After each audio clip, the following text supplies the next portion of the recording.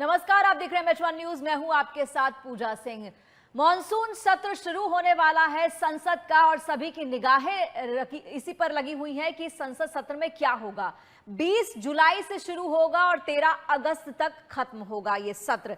तो आपको बता दें कि इसमें अभी जो लिस्टेड मामले हैं, लिस्टेड विधेयक हैं, वो हैं 7, लेकिन उसके अलावा बहुत सी बातें ऐसी हैं जिनकी इस मॉनसून सत्र में चर्चा हो सकती है, जैसे कि टीएमसी के जो सांसद पार्टी छोड़ करके दूसरी पार्टी में गए हैं, एनसीपीआई में गए हैं, उसको लेकर स्पीकर क्या फैसला लेंगे। इसके अलावा विपक्ष का एजेंडा क्या रहेगा, विपक्ष क्या कहेगा, विपक्ष किस तरीके से संसद के सत्र को लेगा, क्या ये सत्र सुचारू रूप से चल पाएगा या नहीं चल पाएगा, ये अपने आप में एक बड़ा सवाल है। और इसी पे चर्चा करने के लिए राजनीतिक विश्लेषक हमारे साथ जुड़ गए हैं, डॉक्टर नरेंद्र आहूजा विवेक जी।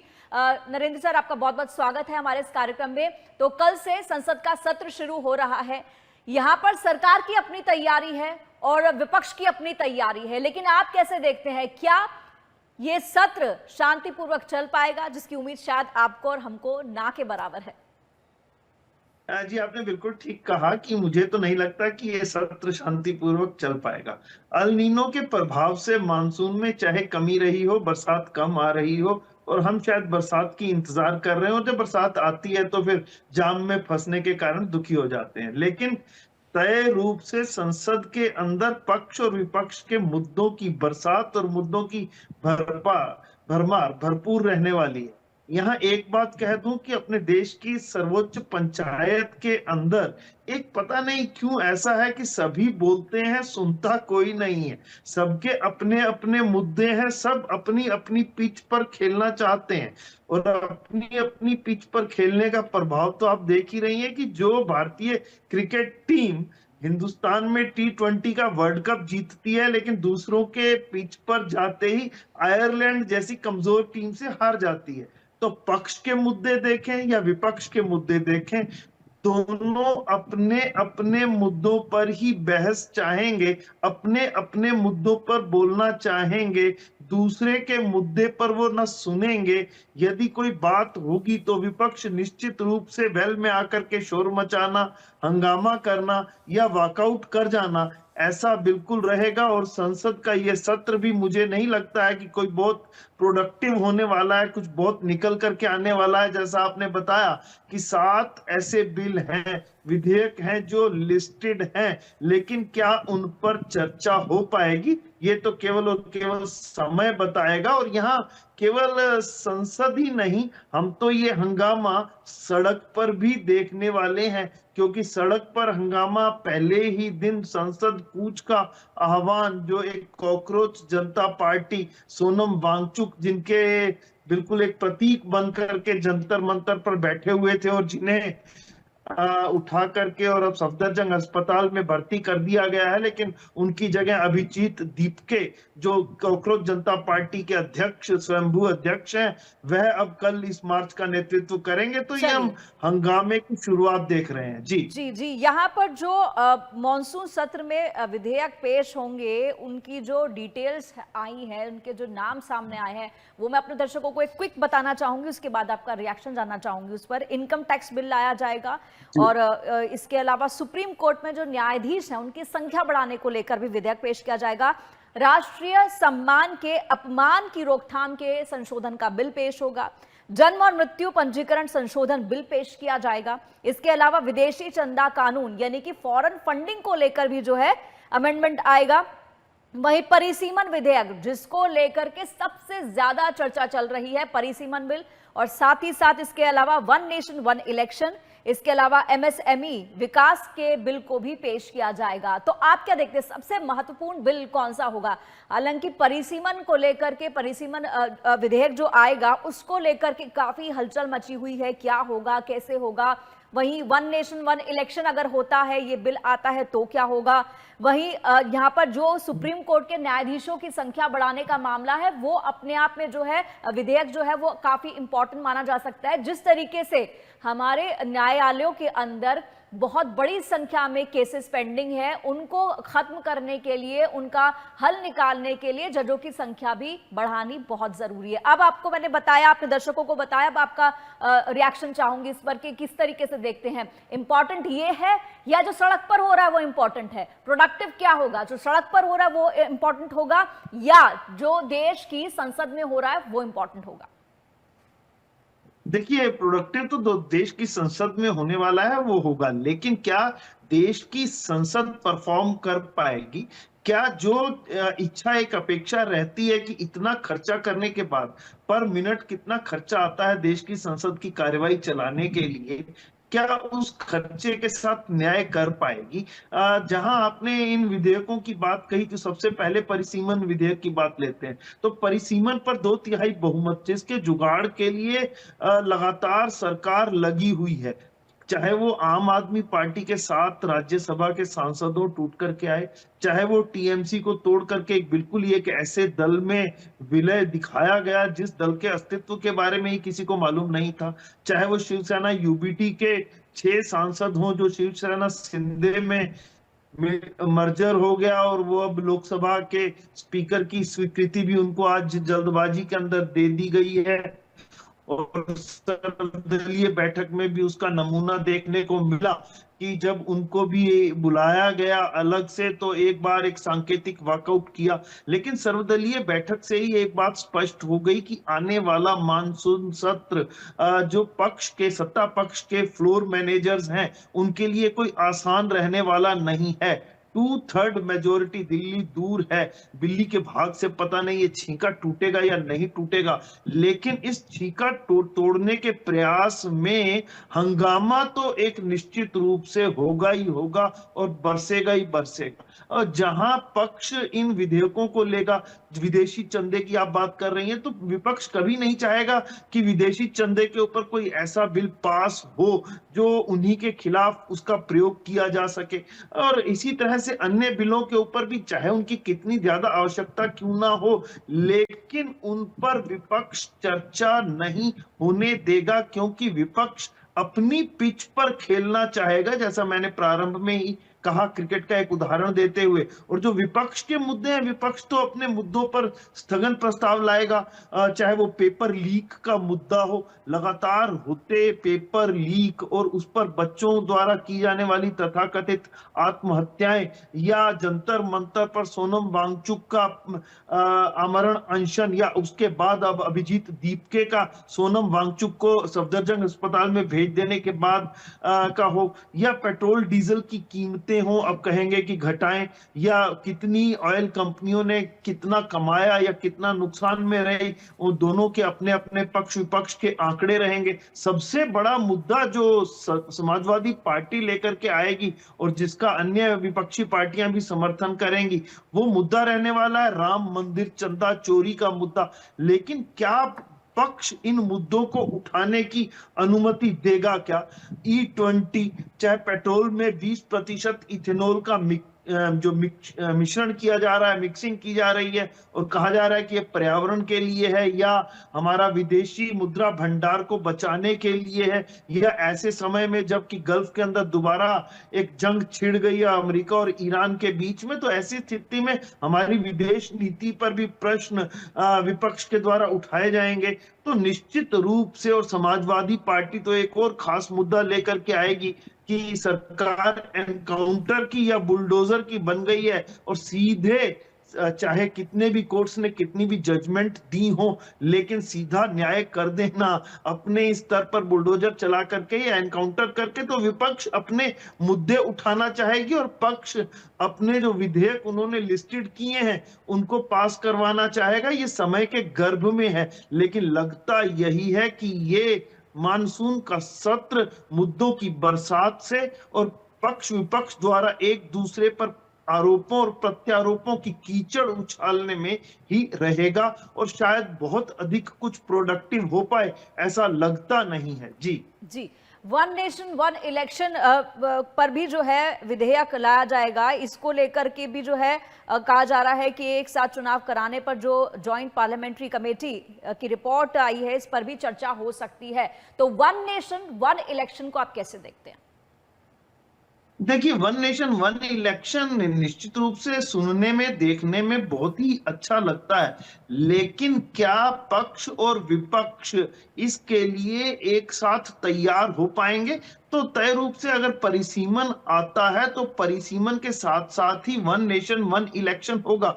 देश के अंदर रोज रोज कहीं ना कहीं किसी ना किसी स्थान पर चुनाव होते रहना और पूरी सरकारी मशीनरी का उसी चुनाव में लगे रहना, चाहे वो चुनाव के नाम पर मतदाता सूची का पुनरीक्षण करने के नाम पर एसआईआर करवाना हो, तो सभी को अपने पुराने कागज खंगालने पर लगा देना। अब इतने पुराने कागज, पिछली एसआईआर 2002 में हुई, हरियाणा की बात करता हूं, तो हरियाणा में भी जो एसआईआर चल रही है तो बीएलओ को कहा गया कि आप घर घर जाएंगे। मुझे नहीं लगता है कि बीएलओ घर घर जाकर के इसका एकत्रीकरण कर रहे हैं। वो तो किसी एक स्थान पर, चाहे वो कोई कम्युनिटी सेंटर हो, धर्मशाला हो, चाहे वो किसी आरडब्ल्यूए का है तो उसका ऑफिस हो, कहीं पर भी जाकर के बैठ जाते हैं और जाकर के प्रत्येक नागरिक का ये अपना ही एक सिरदर्द बन जाता है, कर्तव्य बन जाता है कि वो अपने कागज इकट्ठे करे और कागज ले जाकर के बीएलओ के पास जमा करवाए और बीएलओ उसकी रसीद दे या ना दे। तो कुल मिलाकर के वन नेशन वन इलेक्शन का जो विधेयक आने वाला है, जो बिल आने वाला है, मुझे नहीं लगता कि विपक्ष इस बिल को टेबल भी होने देगा। तो अभी तो दिल्ली दूर है, हंगामा अभी तय है ही, और दोनों अपने अपने मुद्दों पर बैटिंग करना चाहेंगे, अपने अपने मुद्दों की पिच पर खेलना चाहेंगे। जी जी, अब आपने कहा है कि जो एसआईआर चल रहा है उसमें यह है कि अपने कागज इकट्ठे करो और बीएलओ को दिखाओ। अब ये कागज इकट्ठे करने की जो जद्दोजहद आम जनता को करनी पड़ रही है एसआईआर के दौरान, इसको भी कहीं ना कहीं ये कहा जा रहा है कि इजी किया जाएगा जन्म और मृत्यु पंजीकरण विधेयक संशोधन को ला करके। तो इसे आप कैसे देखते हैं? क्योंकि पहले होता था कि लोग इतना ध्यान ही नहीं देते थे, जन्म और मृत्यु पंजीकरण को लेकर सीरियस नहीं थे। बहुत से लोगों के आज भी कागज नहीं होंगे। इसके अलावा अपनी शादी को रजिस्टर कराने जैसी बातें हैं, तो डॉक्यूमेंटेशन जो होती है वो कितनी इंपॉर्टेंट होती है, वो अब जाकर लोगों को समझ में आ रही होगी। तो ये कानून पर भी थोड़ा सा मैं चाहूंगी कि आप थोड़ी रोशनी डालें, जन्म और मृत्यु पंजीकरण संशोधन बिल। देखिए, जन्म मृत्यु जो संशोधन है, पंजीकरण संशोधन बिल है, तो निश्चित रूप से हमारे देश में होने वाली प्रत्येक जन्म को पंजीकृत करवाना हम सभी नागरिकों का दायित्व बनता है, लेकिन हम नहीं करवाते हैं। यदि इसको मैंडेटरी कर दिया जाएगा, कंपल्सरी कर दिया जाएगा, थोड़ा आसान भी कर दिया जाएगा, तो निश्चित रूप से ये एक जाकर के सभी की सभी चीजें ले जा करके, अगर मैं सीधे सीधे शब्दों में कहूं तो ये सरकार की एक मंशा कि एनआरसी करना है, नेशनल रजिस्टर ऑफ सिटीजन बनाना है। मेरे देश में कौन कौन नागरिक हैं, चाहे वो 140 करोड़ हो, चाहे 144 करोड़ हो, लेकिन उनको सूचीबद्ध करना सरकार का दायित्व तो बनता ही है। कल को कोई ये ना कहे कि मेरे पास पासपोर्ट है तो मैं नागरिक होने का अपना एक दावा पेश करता हूं, और फिर सरकार कहे कि नहीं, विदेश मंत्रालय कहे कि नहीं, पासपोर्ट तो एक ट्रेवल डॉक्यूमेंट है, फिर हम कहें कि आधार कार्ड, तो कहने लगे कि नहीं, ये तो एक यूआईडी है, ये भी नागरिकता का कोई पुष्ट प्रमाण पत्र नहीं है। तो ये पूरे के पूरे मुद्दों को धीरे धीरे ही सही, लेकिन इनको सुलझा करके, जैसा प्रत्येक अन्य विकसित देशों में है कि उनके पास अपने नागरिकों की सूची है, तो हम ऐसा कोई बनाना स्टेट ना बन जाए, ना ही कोई ऐसी धर्मशाला बन जाए कि कोई भी पड़ोस से कहीं से भी निकल करके आए और आकर के चार दस्तावेज, चाहे वो सरकारी अधिकारियों की मिलीभगत से, चाहे राजनीतिक आकाओं के संरक्षण में बनवा ले और हमारे अपने आप को हमारे देश का नागरिक कहने लगे और सभी सुविधाओं पर अपना अधिकार जताने लगे, हमसे भी ज्यादा अधिकार जताने लगे, क्योंकि वह किसी एक राजनीतिक दल का मतदाता स्वयं को कह करके उस राजनीतिक दल के माध्यम से, अभी तो मैं सीधे सीधे कहूं तो टीएमसी या उस विपक्ष के माध्यम से अपने आप को इस देश का नागरिक साबित करते हुए हमारे संसाधनों पर अपना अधिकार हमसे भी अधिक जताने लगे। तो ये सभी के सभी इसके लिए बहुत आवश्यक है। इसके लिए जो आपने कहा कि जन्म एवं मृत्यु पंजीकरण संशोधन अधिनियम, ये भी एक बहुत ही जरूरी है और हमें खुद भी करवाना चाहिए, और ये सभी की सभी चीजें अंततः हमें एनआरसी की तरफ ले जाती। जी जी, अभी तक जिस तरीके से आपने भी तमाम बातें कही हैं और ये भी साफ हो गया है कि ये संसद का सत्र कोई शांतिपूर्वक चलने वाला नहीं है, कोई गुट गुट शुरू ना हो करके ना गुट गुट पे खत्म होगा।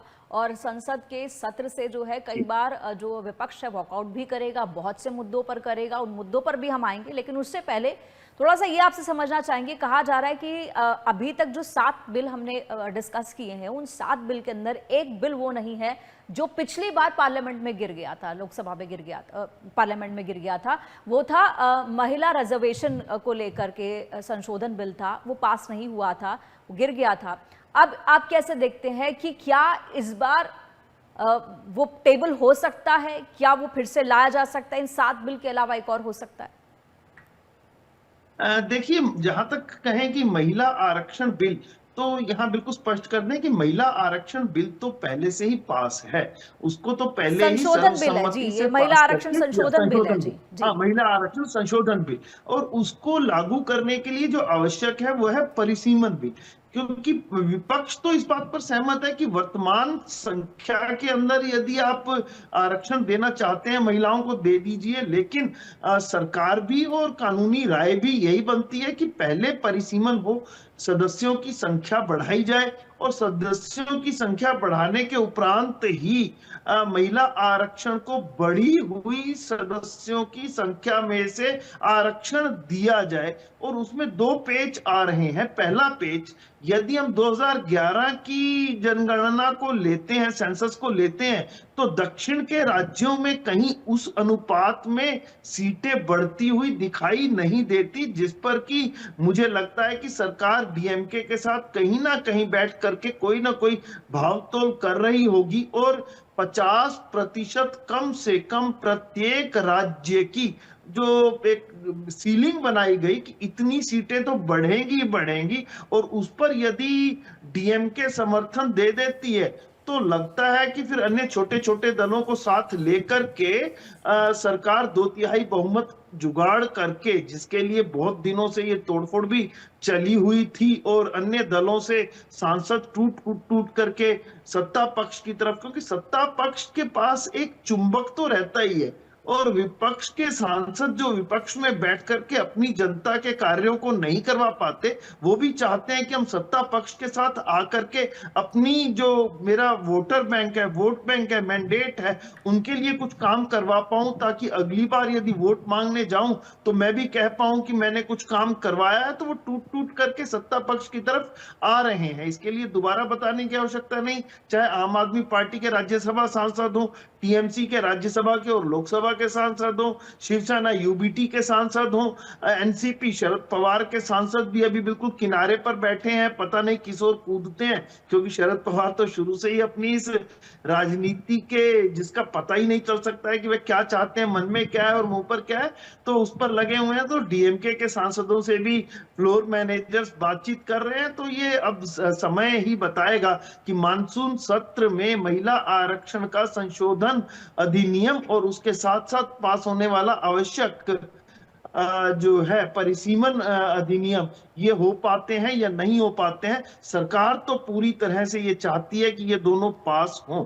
जी, पिछली बार तो सरकार ने बहुत कोशिश की थी कि किसी तरीके से ये बिल पास हो जाए, संशोधन बिल महिला आरक्षण को लेकर के, लेकिन वो लोकसभा में गिर गया था। लेकिन अभी की जो हम सिनेरियो की बात करते हैं, तो संसद के जिस तरीके से सत्र की बात कर रहे हैं, शुरू होने वाला है। अभी थोड़ी सी इक्वेशन अगर हम देखें तो इसमें एनडीए के 318 इसमें सांसद हैं, और इसके अलावा इंडिया ब्लॉक की अगर हम बात करते हैं 183 है, और अदर्स की बात करते तो 39 के करीब हैं वो। तो आप कैसे देखते हैं कि इस बार क्या ये सरकार जो है अपना बिल टेबल करती है तो क्या पास करवा पाएगी, क्या पास हो पाएगा? क्योंकि उसमें एक बड़ी बात ये भी है कि कुछ पार्टियां महिला आरक्षण संशोधन बिल को अपनी सहमति देने पर राजी हो गई हैं। डीएमके की खबर आ रही है, इसके अलावा और भी पार्टियां हैं जो कह रही हैं कि हम इस पर समर्थन दे सकते हैं, हम विचार कर रहे हैं। लेकिन विचार करने में और जब टेबल पर वोटिंग होती है, जब संसद के अंदर वोटिंग होती है, तो उसमें दोनों में बहुत फर्क होता है। इसे आप कैसे देखते हैं? जी, देखिए, पिछली बार जो ये जब बिल आया और इस पर लंबी चर्चा 2 दिन तक चली, तो मुझे एक बात तय रूप से लगती थी कि 2/3 बहुमत जुटाने का उतना सघन प्रयास शायद फ्लोर मैनेजर्स ने सत्ता पक्ष के नहीं किया, और उनका ज्यादा जोर बंगाल चुनाव से पूर्व उस विशेष सत्र के अंदर नैरेटिव बनाने का रहा कि हम 50% आबादी के लिए एक नैरेटिव बना लें कि हम सत्ता पक्ष में होते हुए, एनडीए में होते हुए, महिलाओं के पक्षधर होते हुए, नारी शक्ति वंदन अधिनियम, तो निश्चित रूप से नारियों को अपने पक्ष में अपना वोटर बना करके लाने की एक ज्यादा जुगत दिखाई दे रही थी। लेकिन इस बार चूंकि महिला आरक्षण संशोधन विधेयक और उसके साथ साथ ही परिसीमन बिल है, तो परिसीमन बिल के बाद परिसीमन आयोग बनेगा जो दोबारा से लोकसभा की कहां-कहां सीटें बढ़नी है, तो कौन सी सीट और कौन सी आबादी, कौन से क्षेत्र नए लोकसभा क्षेत्र में जाएंगे और कौन से किस पुराने में रहेंगे, तो उसके ऊपर सरकार की एक बहुत बड़ी नजर है। और आगामी चुनावों के अंदर अपने हिसाब से लोकसभा क्षेत्रों का पुनः परिसीमन करते हुए बढ़ी हुई संख्या में, तो वो अपने लिए सेफ सीट्स की गिनती को बढ़ाने का एक पूरा प्रयास रहेगा। और जब वो पूरा प्रयास रहेगा तो उसके लिए अब लगता है कि सरकार पूरी तरह से कटिबद्ध है और पूरी तरह से प्रयास भी कर रही है, जैसा कि हम विपक्षी दलों में तोड़फोड़ भी देख रहे हैं और विपक्षी दलों के बयान भी देख रहे हैं। इसमें सुप्रिया सूले का बयान हो, शरद पवार जी का बयान हो, डीएमके की चुप्पी हो, तो इंडिया ब्लॉक का पूरी तरह से मुझे लगता है कि अब लगभग टूट ही चुका है। कोई अस्तित्व बहुत लंबा चौड़ा नहीं रह गया है। उत्तर प्रदेश में भी समाजवादी पार्टी और कांग्रेस में सीटों पर अभी 1 साल पड़ा है, लेकिन खींचतान अभी से प्रारंभ हो चुकी है। तो कुल मिलाकर के मुझे लगता है कि सरकार सफल रहने वाली है। इस बार यदि सरकार टेबल करेगी तो हो सकता है कि सफलतापूर्वक इसको निकाल जाए। जी, देखना होगा कल क्या कुछ होता है। आपसे कल भी कनेक्ट करेंगे। डॉक्टर साहब, फिलहाल के लिए बहुत बहुत शुक्रिया हमसे बात करने के लिए, इस पूरी चर्चा के लिए। तो कल संसद में कौन से बिल पेश किए जाएंगे, किन पर चर्चा हो सकती है, ये बताया आपको। लेकिन विपक्ष भी जो है अपने मुद्दों के साथ रहेगा, चाहे इसमें नीट का मुद्दा हो, एनटीए का मुद्दा हो, इसके अलावा राम मंदिर चढ़ावा चोरी का मसला हो, या फिर इसके अंदर E20 का मसला हो, महंगाई का मसला हो। बहुत से ऐसे मसले हैं जिनकी तैयारी विपक्ष करके बैठा है। लेकिन देखना होगा कल संसद में क्या होता है।